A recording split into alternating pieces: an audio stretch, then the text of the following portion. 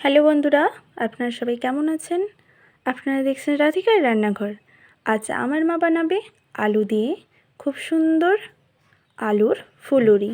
তবে দেখে নিন কীভাবে আমার মা বানাচ্ছে। প্রথমে আলুগুলোকে এভাবে খোসা ছাড়িয়ে কেটে নিয়েছি। কড়াটা বসিয়ে দিয়ে আলুগুলো সব আমরা প্রত্যেকটা সিদ্ধ করে নেব ভালো করে। আলুটা ভালো করে সিদ্ধ করে নিয়েছি। এবার ভালো করে আলুটা মাখিয়ে নেব। আলুটা ভালো করে মেখে নিয়েছি। এবার এতে দিয়ে দেব ময়দা,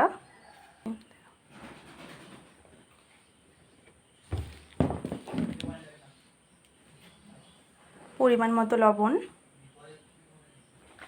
পরিমাণ মতো চিনি, সব কিছু দিয়ে ভালো করে মাখিয়ে নেব। খুব সুন্দর করে মাখিয়ে নিয়েছি।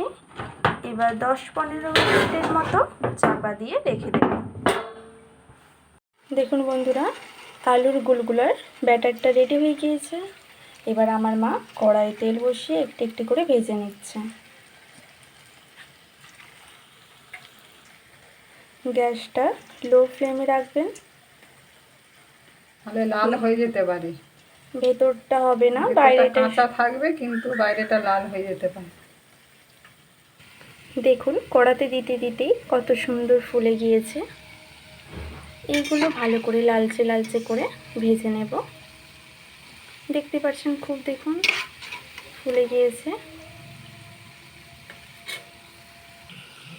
দেখুন বন্ধুরা, লালচে লালচে করে ভেজে নিয়েছি। এবার এটা আমরা রেখে দেব।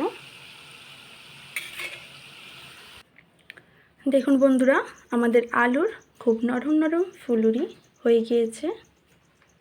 দেখতেই পাচ্ছেন কতটা নরম হয়েছে। আপনারাও খুব কম সময়ে বাড়ির ছোট্ট ছোট্ট উপকরণ দিয়ে বাড়িতে বানিয়ে নিতে পারেন এরকম নরম নরম ফুলুরি। আমাদের ভিডিও যদি আপনাদের ভালো লেগে থাকে তবে লাইক, কমেন্ট, শেয়ার করবেন। আর নিত্য নতুন ভিডিও পেতে আমাদের ফেসবুক পেজটি ফলো করবেন। ওকে, বাই।